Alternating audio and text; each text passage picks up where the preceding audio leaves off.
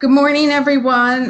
This is Doreen with the New England QIN-QIO. Thank you for joining us for today's webinar, Nudging Physicians to Reduce Inappropriate Antibiotic Prescribing. Before we get started, I'm going to quickly go over a few housekeeping items. First of all, this call will be recorded for training purposes. The presentation is available on the event webpage, and the link will be posted in chat.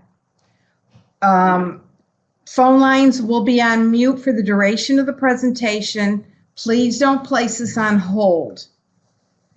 We'll take a few questions in chat at the end of the presentation if time allows. We encourage you to post questions using the chat feature. Just make sure that you send your questions to all participants. You can also ask questions over your own individual phone line.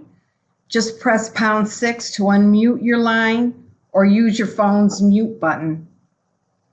If you find that the presentation is a little cut off, use the plus or minus icons at the top right of the presentation window to adjust your screen. At this time, I'm going to mute all lines.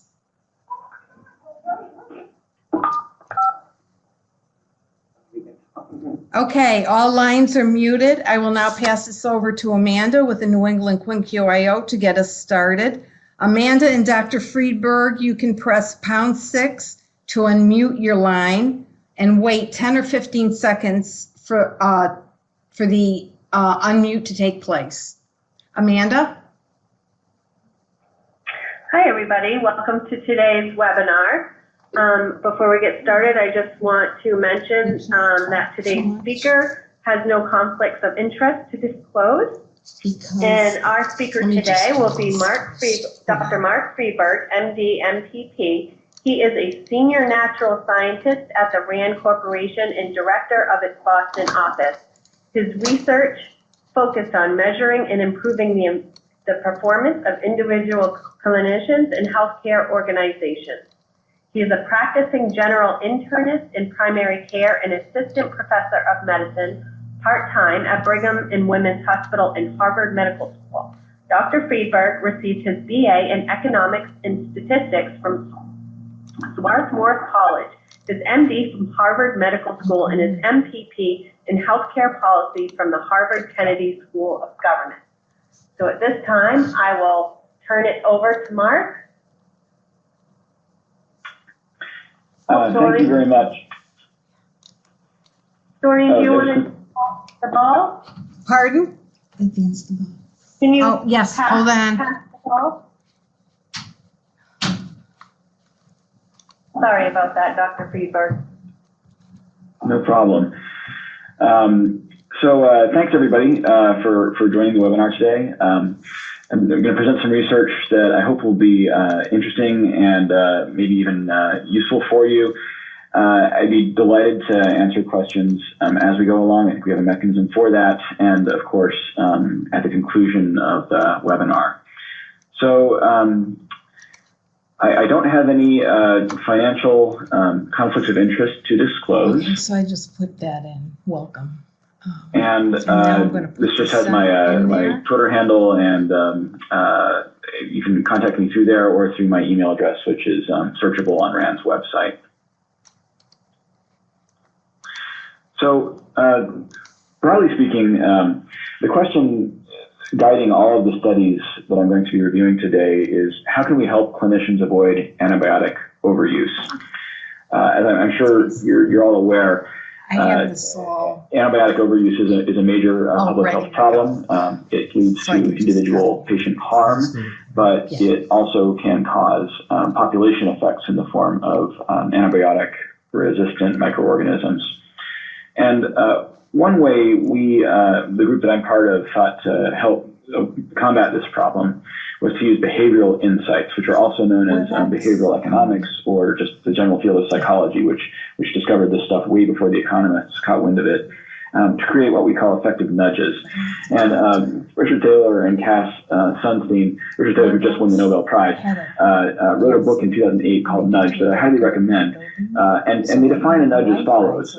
It's any aspect of the choice architecture that alters people's behavior in a predictable way without forbidding any options or significantly changing their economic incentives. So a good example of this is putting fruit at eye level counts as a nudge to encourage people to choose more fruit, even though you're not removing any other choices or paying them to choose the fruit or doing anything else.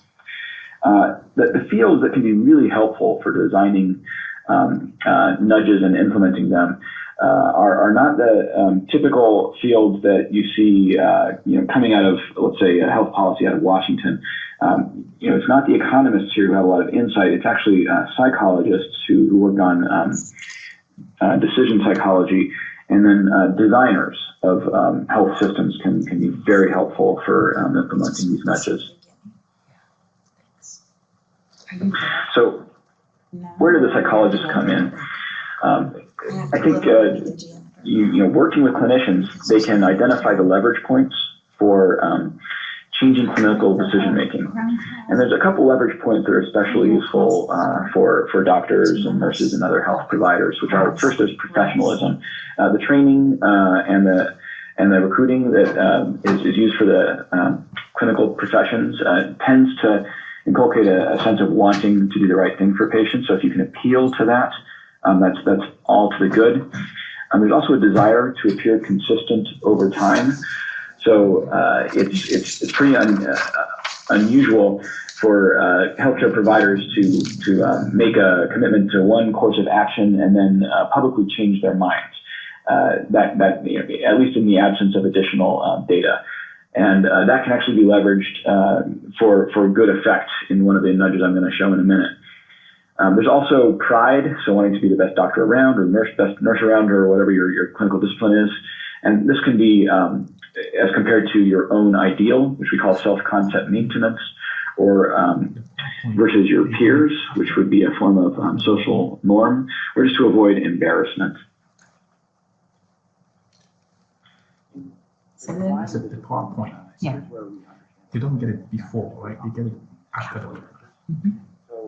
No, but they can go on the website and click on the link and download it right now. I would add relatives not doing the right. The event website, Health Centric Advisors. What that underlying piece is important, especially for Actually, in the chat, I posted the link. It's the second post. So just click on that. You might ask, well, where are the bad nudges right now, and what makes it harder for clinicians to do the right thing? So, this probably will not come as a shock to most people on this webinar, but EHR design has been a persistent pain point for clinicians. There are all kinds of haphazard and I would argue quite bad nudges embedded in EHR design that make it hard to do a lot of different things. A lot of intended actions is blocked. She got on. That's waiting for people. Yeah, no, she got on, so I didn't even get to give her your number.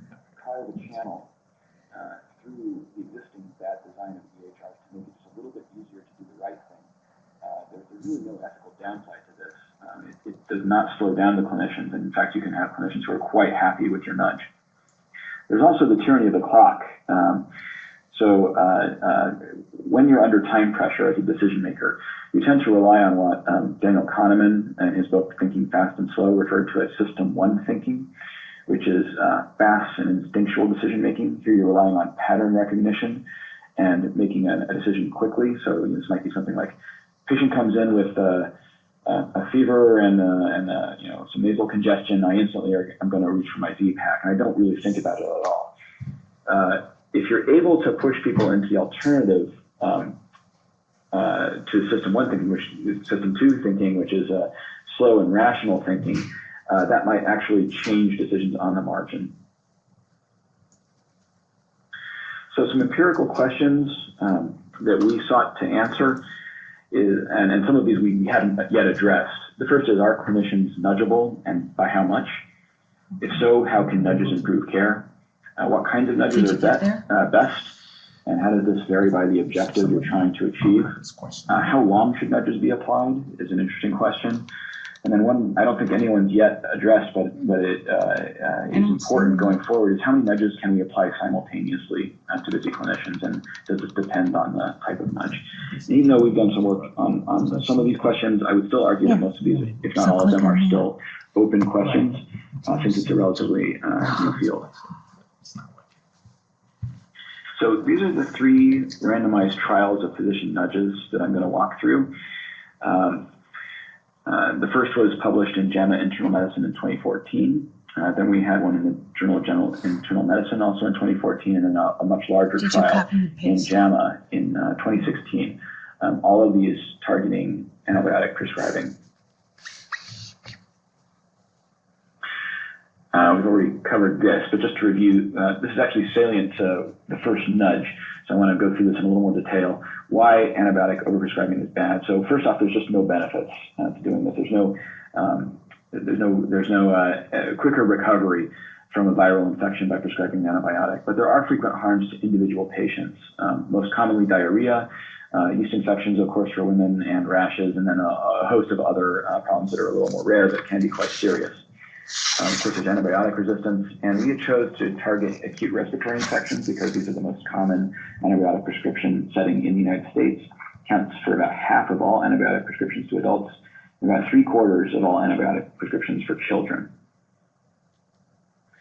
So our first randomized controlled trial, this was the 2014 JAMA Internal Medicine study, used a nudge called a public commitment poster, and this was a very small trial. It was only in 5 clinics in greater Los Angeles, involving 14 clinicians. Over the course of the study, they saw about 1,000 patients with acute respiratory infections. And the intervention was pretty simple, low tech. We asked the clinicians who were randomized to the intervention to put a poster-sized commitment letter in their exam room for 3 months. When I start the chat part, I'm going to say you're going to moderate the chat session. People are likely to follow through on their public commitments. This gets back to the point I made earlier that clinicians would like to appear consistent over time in their judgments. It also appealed to professionalism, and you'll see in a minute where we wrote the letter, and I'll show where we appealed to professionalism. Just a little background outside of healthcare where you might see this kind of nudge in other settings. You often see this in marketing literature and in psychology, of course. So people will do public commitments as a motivator for weight loss. And this has been shown to be effective in producing weight loss over a 24-week period. You see people tweeting things and putting commitments on social media, sort of instinctually knowing that if I tell my friends and family I'm going to achieve a goal, I'm more likely to achieve that goal. And then there's a website called Stick down here in the bottom right corner with 2 Ks on the end. This was actually created by some social psychologists and behavioral economists.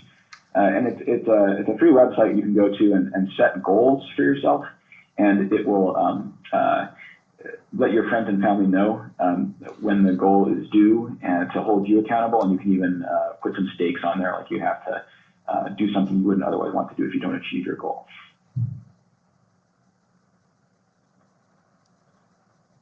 So here's our letter that we put on the wall. We did it in Spanish and in English. A couple of really important features of this. This was blown up to a quite large size so patients could see it. And we also, at the bottom there, they're fuzzed out right now, but the 2 photographs are a photograph of the clinic director and a photograph of the clinician who used that exam room with their signatures below them to make it really clear who exactly made this commitment. And I'll let you read the letter a little bit, but in essence, what we're trying to do is say first just some facts about antibiotics, that they are not going to be useful for viruses. They can actually harm you, the individual patient. They will also harm other patients by making bacteria resistant. But the thing that's in the red at the bottom there, I think, was really critical to this intervention, which is that this is where we're saying we're doing this out of love. We're doing this out of a sense of beneficence and professionalism. The reason we're telling you that no antibiotics is that your health actually matters to us. And we promise to treat your illness in the best way possible. And this means that we're going to avoid prescribing antibiotics, and they're likely to do more harm than good. And this gets us out of the framing that I think all too often creeps into conversations where the patient sees no downside to antibiotics. And simply, if you're not giving antibiotics, you don't like them for some reason. This flips that around. What's great about this is it depersonalizes it since it's on the wall. This is something that you've obviously signed well before the patient got into the office, and it's no longer about our relationship. It's something that you're saying is good for all patients, so you don't have to worry about somebody feeling like you're discriminating against them or something to that effect. It also makes it sort of hard for the clinician to prescribe an antibiotic they know not to be efficacious if they know the patient has seen this letter. So did this work? It did. We saw a statistically significant reduction in inappropriate antibiotic prescribing for upper respiratory infections over the 12-week period of about the 19 percentage points. This was a very small study, so I would categorize this as being promising, but replication would be very good, and we called for that in the paper. It turns out that the CDC and the New York State Department of Public Health didn't want to wait for replication, just went ahead and rolled out similar interventions, drawing some of the language from our paper, and so you see somebody in New York there signing on to a similar kind of pledge. We don't know whether the implementations in New York worked as well as our study. As far as I know, it definitely wasn't randomized, and we don't know if anyone's actually evaluating that. We are not currently, but hopefully somebody is.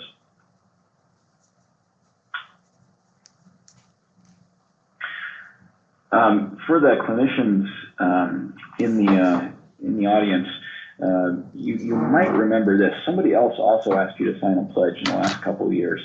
And that was actually the Surgeon General in 2016, when Vivek Murthy was in that role. I sent a letter to all opioid prescribing clinicians in the country asking them to take a pledge to do something similar. And we spoke with their team about the design of this letter.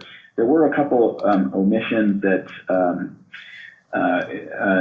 might lead us to believe this wouldn't be very effective relative to what we did. But the main one being that this did not have to be posted anywhere, that the pledge was actually an online pledge, and it was not displayed to the patient. So while it's a commitment, it's not a public commitment, and I would encourage anybody who wants to do this and have an effect to make sure you don't stint on the public side of the commitment. So commitment that's made this is the worst case scenario. We believe unlikely to. And then she says, "You have no idea what else I had to do."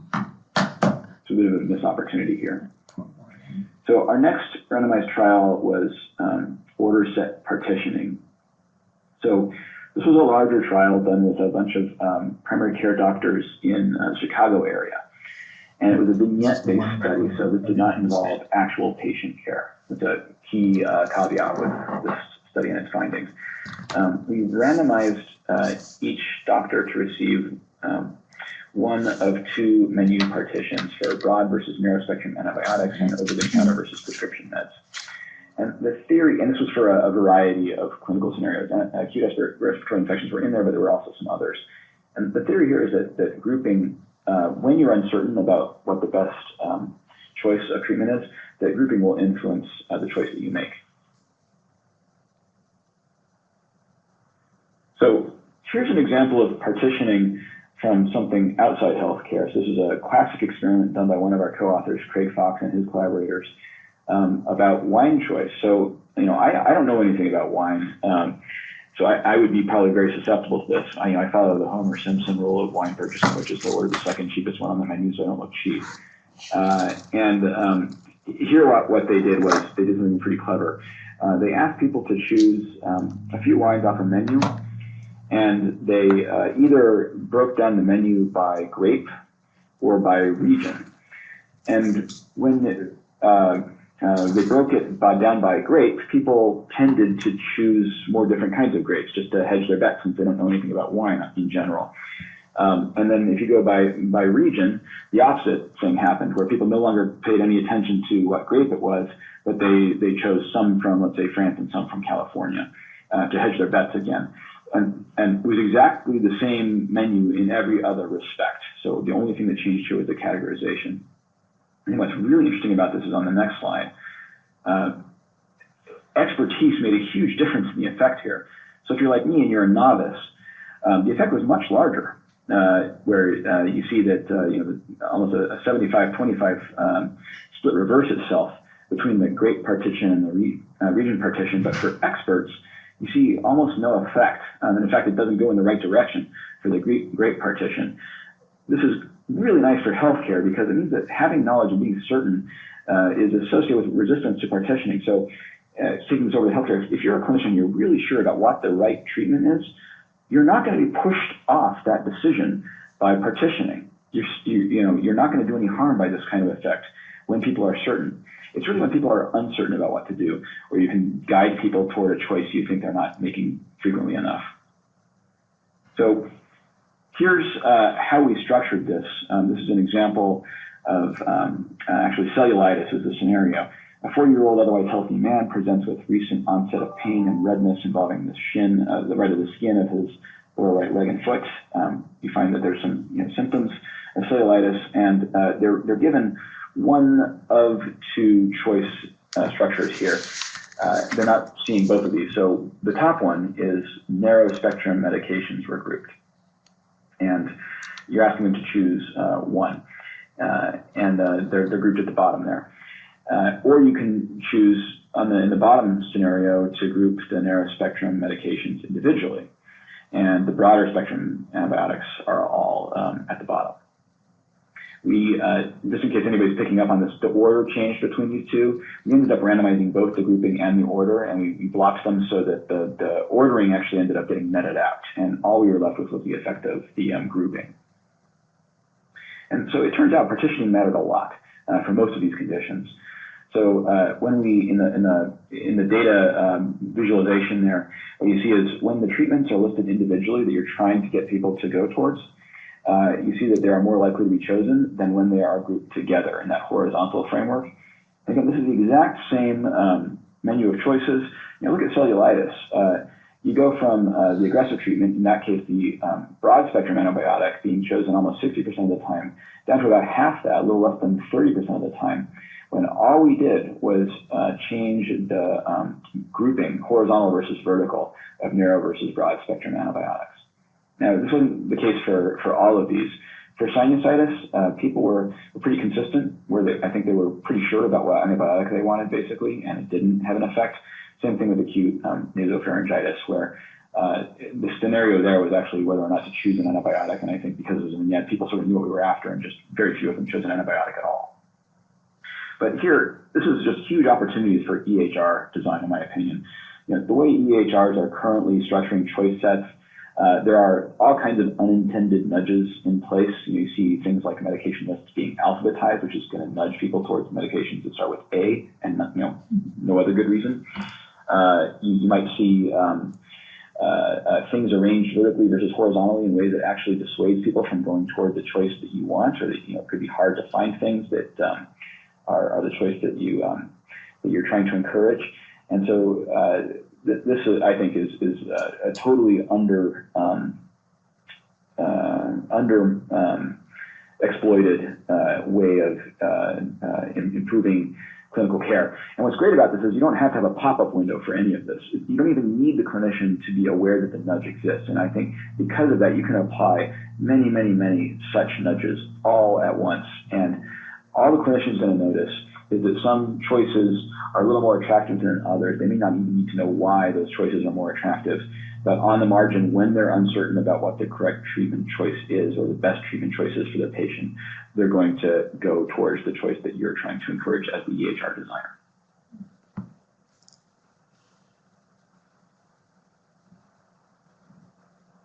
So now I'm going to talk about our large randomized controlled trial.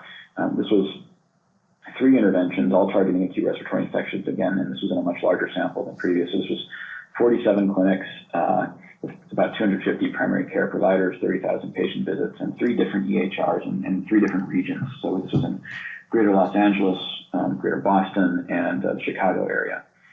And we used a 2x2x2 factorial design, which means that we had the 3 interventions, and some people got none of them. Some people got 1 of them, but some people got more than 1. Some people got 2 or even 3 of them. So there were 8 total arms here. And we studied the effects in this paper using an 18-month pre-intervention period and then 18 months post-intervention. And the 3 interventions were suggested alternatives, which is an injunctive norm, meaning where we're telling people what is the correct course of action and then trying to distract them from the undesired option. Accountable justification was relying on reputation effects in system 1 to system 2 shift. That's from fast thinking to slow thinking. And the last one was peer comparisons to top performers in the same clinic, which was the enforcement of a social norm. I'm going to talk about each of these in a little more detail right now. So here's how suggested alternatives looked. This isn't the actual display on the EHR, which varied according to the EHR we used. But this one, when you were trying to prescribe an antibiotic for an acute respiratory infection, would pop up and say, here's a lot of other stuff that you could also be prescribing. Are you sure you want to give an antibiotic since, it's not guideline concordant? And so you had your decongestants, antihistamines, analgesics, and antipyretics, other prescription medications that are not antibiotics. And at the bottom, you could even print out some patient information that would automatically print out. And what's not displayed here was a get out of work excuse letter was also an option. So we're trying to make a lot of other things attractive. And we were able to fire this also in gray areas. So not just for acute respiratory infections where you never should be prescribing an antibiotic, but also for acute pharyngitis where sometimes you should, and also for acute sinusitis where sometimes you should. If someone wanted to continue the antibiotic, they certainly could. That was not blocked here. Accountable justifications looked like this in one of the EHRs. So first, an injunctive norm was listed. Antibiotics are not generally indicated for non-specific upper respiratory infections. But if you still want to prescribe an antibiotic, just check the box and write your reason for doing so. And the fine print here is really important. This is where the reputation effects come in. The reason that you write in this box will be included in the patient's medical record as a separate antibiotic justification note. If you do not write a reason, this note will say no justification given. And you see that gray text in there. And as soon as they click in that box and start typing something, the gray text disappears. 96% of the time, people wrote something in that box. Only 4% of prescriptions were left with a no justification given. And again, we fired this both for what I would call black and white situations where acute respiratory infections really don't, there's no case for them receiving antibiotics, but also in acute pharyngitis and acute sinusitis where sometimes prescriptions for antibiotics are appropriate. And justification, if you have a good one, you can just write it right in there. If somebody says, I'm prescribing an antibiotic for a clinical diagnosis of streptococcal pharyngitis on the basis of 4 out of 4 Centaur criteria, you should be perfectly happy to have that justification if you're in the medical record. You should be very proud of it, actually. It's a great guideline-consistent use of antibiotics. But if you're prescribing for other reasons, you might feel a little embarrassment by revealing your rationale for justification, and it might push you off making that prescription in the first place. The peer comparisons was in the form of an email that went out about once a month. I would call this like an unusually blunt form of performance feedback. The subject line was either you are a top performer or you are not a top performer, and it would tell you if you're in the. We categorize top performers as being those in the top percentage, top 10% of providers. Meaning, in most cases, these are actually people prescribing no antibiotics inappropriately,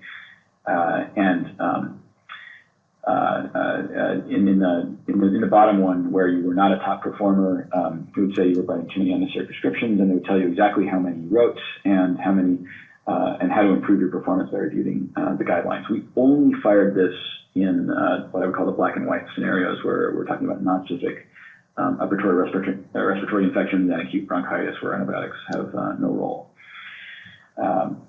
And we also excluded, by the way, if anyone looked wondering what we did with cases that fall outside the guideline, like people with structural lung disease, we did not fire this alert or actually any of the others in cases like that where we knew based on EHR data that the guidelines did not apply.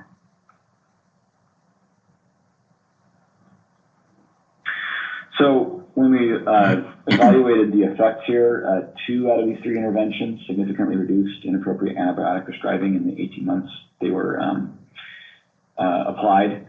So those were the accountable justification, achieved significant effect, and so did the peer comparison. Suggested alternatives did not, but it was a close call, and I wouldn't write off that one completely. That just should be probably studied further in another setting. It turns out there were no significant interactions between interventions, which means the following thing: if you, because we had this factorial design, we could look at when they were applied simultaneously, they actually had more like an additive effect. So if you applied as accountable justification and peer comparison at the same time, you got more bang for your buck than you got from just applying one of them.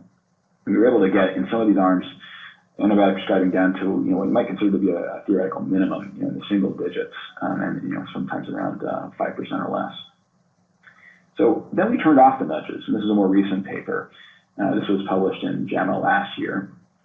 So what happened when we turned these off and watched for another 12 months? Do people just go back to their prior habits? And it turns out they sort of did. Accountable justification lost its effectiveness. Peer comparison was trending that way, didn't completely lose its effectiveness during the 12 months that we observed. But if you play those lines out further, we weren't able to. It's speculative, but there's no reason to believe that would be a long-lasting effect. And suggested alternatives also lost its its non-significant effectiveness. So the message here is, if you're going to apply nudges, it's good to think about them being applied in the long term, or at least longer than we applied them. So in summary, nudging physicians is a new field. There's a need to replicate these studies and to evaluate implementations when people take these ideas and go ahead and implement them outside the research framework. It does offer the ability to engage in gray areas away from what if you ever heard the lamppost analogy about quality measurement, where people are trying to improve on where they have diagnostic, a certain quality measure. So for example, thou shalt never prescribe an antibiotic for a non-specific acute respiratory infection. I would argue that these nudges, because they don't remove choice and because we have some, at least theoretical basis for believing they're not going to push people off of good decision making when they're certain, we can actually use them in gray areas to improve clinical decision making. And we will have a paper, hopefully in the next year, that will show our results for what happened in the gray areas. So for acute sinusitis and acute pharyngitis, whether decision making improved there as well for a couple of those nudges. EHRs are very attractive as platforms for nudging physicians for a lot of reasons. One, of course, is that you can remove bad nudges and get the same effect as a good nudge.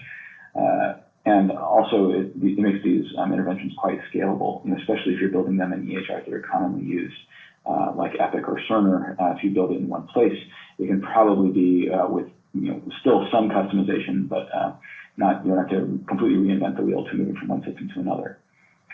The design details are critical in developing these nudges. My advice is to always involve frontline clinicians when you're designing nudges. It can go not so well if clinicians haven't had a chance to test them out and to offer some input on whether they would find a nudge to be annoying or not. I think want to avoid at all costs, especially in the era of clinician burnout, designing a nudge that makes life worse for clinicians. It should always be designed whenever possible to make life better. And there are always some ethical concerns with these. Like any tool, these can be used for good or bad purposes. It's good to have some ethical guidance in implementing these. I'll give you an example. In the choice partition nudge, you could easily imagine, let's say, a pharmaceutical company marketing, subliminally its medications by using choice partitioning, sort of like in supermarkets, how certain kinds of food are put in attractive places. It's again a form of marketing where the food manufacturer pays rent to the supermarket to do that. We want to make sure we're always aware of the reasons why nudges are being put into place, and that each institution that's going to be implementing a nudge is comfortable with the reasons, and that their clinicians buy into those reasons, and they're always for improving patient care. So that concludes my presentation. I'd be delighted to take questions. Thank you, Dr. Friedberg. We will now take a few questions. You can enter questions in chat. Remember to send your question to all participants, or you can ask a question over the phone by pressing #6 to unmute your own line. Francis with the New England QIN-QIO will moderate the chat session. Thank you, Dr. Friedberg, for such a wonderful presentation. As we wait for questions to be placed in chat, I have a question to get us started. So based on your presentation, especially relating to turning on and turning off nudges, it seems to me that nudges by themselves are not able to sustain proper prescribing behavior. Is that an accurate assessment? And secondly, is there a duration? How long at least should nudges be applied if that can help sustain? Yeah, these are great questions. I'll tell you right up front, I don't know the answers, but I can say, I can give you some advice on this. So first thing to think about is design a nudge with the intent of leaving it on for a long time. It's a little bit like I will have a patient who has blood pressure, high blood pressure, ask me, well, how long do I have to take this hydrochlorothiazide or whatever the medication is? And the answer is basically forever. It's unlikely that that medication is ever going to come off. It's different from other kinds of medications which are intended to be on and off. That might be the mental model to apply here, and that's not a bad mental model when you're making permanent changes in EHR design, like choice partition. If you I can't think of a reason you'd want to change a choice partition that is yielding a good effect if the clinicians are not, and there's no side effects either for clinicians or patients. It just becomes a design feature of the EHR, and there's no reason to ever consider it to be a temporary intervention. However, if there are some that you do want to, have the ability to turn off, potentially to replace them with other things, like let's say the poster in the office, it could get a little ridiculous to have, if you wanted to use that for a different clinical problem or a clinical decision you're trying to implement, to start to cover the entire office in posters. You start to get like a NASCAR driver kind of effect where you don't really pay any attention to any of the ads on the uniforms because they're just covered in them. We don't really know how long those interventions need to be applied. And it's possible that if you keep them on there long enough for people to get into the habit of the new way of making decisions, that they could be taken off. Our research so far suggests 18 months may not be long enough. Okay. Thank you very much. A follow-up question is, you have mentioned EHR design and the tyranny of the clock as bad nudges, especially with reference to tyranny of the clock. In your opinion, what can the frontline crew, especially clinicians, do to remove some of these bad edges or contribute in decision making in regards to these? Yeah, well, so that's a great question. So what could frontline clinicians do well, first to be aware of where the bad nudges are and to be able to call them out. So if you and clinicians, I think are generally pretty aware of these things. You just may not be thinking about them in this way, that it's affecting my decision making in a bad way. To have an EHR interface that is difficult to use, or it's preventing me from really having a chance to fully think through the rationale for my clinical decisions if I don't have enough time with my patients. Those could be good arguments for trying to get more time with patients or trying to improve the design of an EHR. The other thing I can say about that is, let's say you can't change the scheduling templates for all kinds of reasons, and you need to see continue to see I think she must have slides per hour. So the tyranny of the clock is still there. You can still, in the EHR and in other ways, try in high stakes decisions to just slow down the decision-making process. You can keep everything else fast, but by asking someone for the rationale for clinical decision-making, you're forcing them from track 1 to track 2 decision-making, system 1 to system 2, I mean.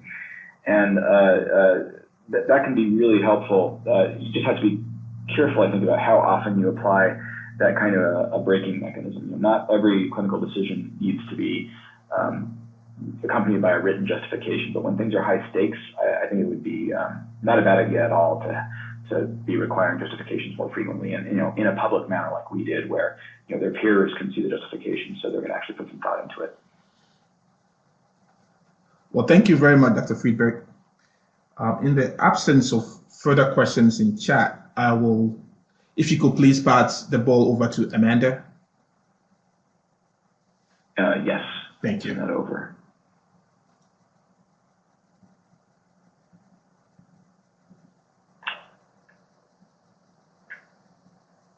All right, so if you remember in Dr. Friedberg's presentation, he mentioned a commitment poster that they had hung in the offices.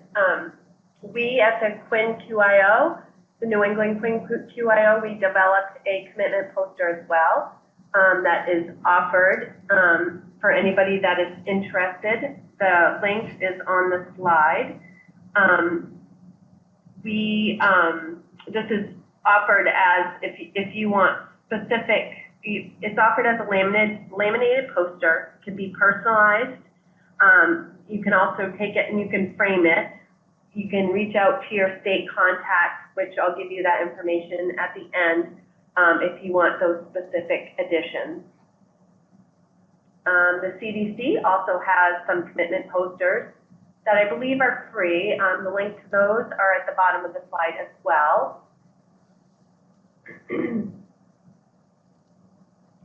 For pharmacists attending today's session, you can claim continuing education credit. The ACPE code is resistance. You'll be able to enter that information when you complete the session evaluation. Others who complete the evaluation will receive a certificate of attendance. So as I said before, here are your state contacts. If you are interested in the commitment poster, feel free to reach out. With any other questions, please reach out. We also have the Learning Center. So the Learning Center is a virtual learning system. It hosts free courses available to all healthcare providers.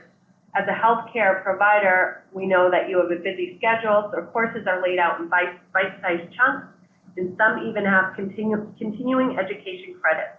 So for example, you could take a pre-test and begin a lesson during a break on the next day. You could continue the lesson as the system will ask you if you want to start where you left off. It's mobile friendly, so you can begin a course at work on your computer and continue on your tablet or phone at home or when you're out and about. So in order to keep things up to date and relevant, courses are reviewed by subject matter experts. We also welcome feedback from users. If there's a course topic that people want to see in the future, we have surveys in place to capture those requests. Providers can expect to see courses sorted by healthcare setting, but they are not restricted from any courses except our internal staff training. So managers can get reports on the courses their team is taking, number of times they're taking it, pre and post test responses and grades, and any relevant feedback captured. So this can be helpful in identifying gaps or opportunities for reinforcement of training at your facility. So we invite you to visit the Learning Center at learningforquality.org and follow your healthcare settings instructions for creating a new account. If you have questions, please send an email to learning@healthcentricadvisors.org for assistance. And also don't forget to visit us on social media to get important alerts, news, and more. So now I'll pass it back to Doreen, and she can close us out. Thank you, everyone, for a wonderful discussion. When you close out of this webinar, an evaluation will automatically appear on your computer. We will greatly appreciate it if you would complete the evaluation.